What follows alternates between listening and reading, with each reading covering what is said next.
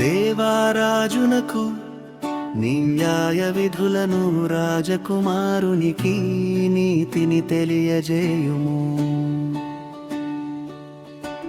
నీతిని బట్టి నీ ప్రజలకును న్యాయ విధులను బట్టి శ్రమ నొందిన నీ వారికి నీ అతడు న్యాయము తీర్చును. నీతిని బట్టి పర్వతములను చిన్న కొండలను ప్రజలకు నెమ్మది పుట్టించును. ప్రజలలో శ్రమ నొందు వారికి అతడు న్యాయము తీర్చును.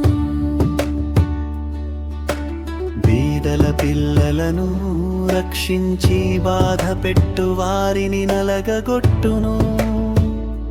సూర్యుడు నిలుచునంత కాలము, చంద్రుడు నిలుచునంత కాలము, తరములన్నిటను జనులు నీ యందు భయభక్తులు కలిగి యుందురు.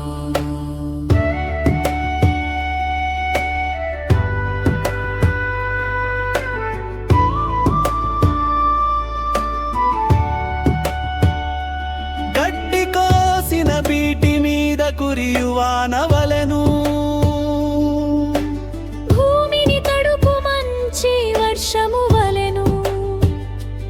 అతడు విజయము చేయును. అతని దినములలో నీతిమంతులు వర్ధిల్లుదురు. చంద్రుడు లేకపోవు వరకు క్షేమాభివృద్ధి కలుగును. సముద్రము నుండి సముద్రము వరకు, యూఫ్రటీసు నది మొదలుకొయ్ భూదిగంతముల వరకు అతడు రాజ్యము చేయును. అరణ్యవాసులు అతనికి లోబడుతురు, అతని శత్రువులు మన్ను నాకెదరు. తర్షీషు రాజులు ద్వీపముల రాజులు కప్పము చెల్లించెదరు. షేబరాజులును సెబారాజులును కానుకలు తీసుకొని వచ్చెదరు. రాజులందరూ అతనికి నమస్కారము చేసెదరు. అన్యజనులందరూ అతని సేవించెదరు. దరిద్రులు మొర్ర పెట్టగా అతడు వారిని విడిపించును. నీనులను నిరాధారులను అతడు విడిపించును. నిరుపేదలయందును బీదలయందును అతడు కనికరించును. బీదల ప్రాణములను అతడు రక్షించును. కపట బలాత్కారముల నుండి అతడు వారి ప్రాణమును విమోచించును. వారి ప్రాణము అతని దృష్టికి ప్రియముగా ఉండును. అతడు చిరంజీవియమును. శేబ బంగారము అతనికి ఇయ్యబడును. అతని క్షేమమునకై జనులు నిత్యము ప్రార్థన చేయుదురు. దినమంతయు అతని పొగడరుదురు.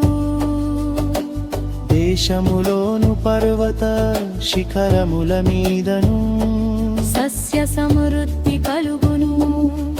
దాని పంటలే బానోను. వృక్షముల వలె తాండవమాడుచుండును. నేల మీది పిచ్చిక వలె పట్టణస్థులు తేజరిల్లుదు. అతని పేరు నిత్యము నిలుచును. అతని నామము సూర్యుడున్నంత కాలము చిగుర్చుచుండును. అతనిని బట్టి మనుష్యులు దీవింపబడుదురు. అన్యజనులందరును అతడు ధన్యుడని చెప్పుకొందురు. దేవుడైన యెహోవా ఇశ్రాయేలు యొక్క దేవుడు స్తుతింపబడునుగాక. ఆయన మాత్రమే ఆశ్చర్య కార్యములు చేయువాడు. ఆయన మహిమగల నామము నిత్యము స్తుతింపబడును గాక. సర్వభూమియు ఆయన మహిమతో నిండియుండును గాక. ఆమేన్,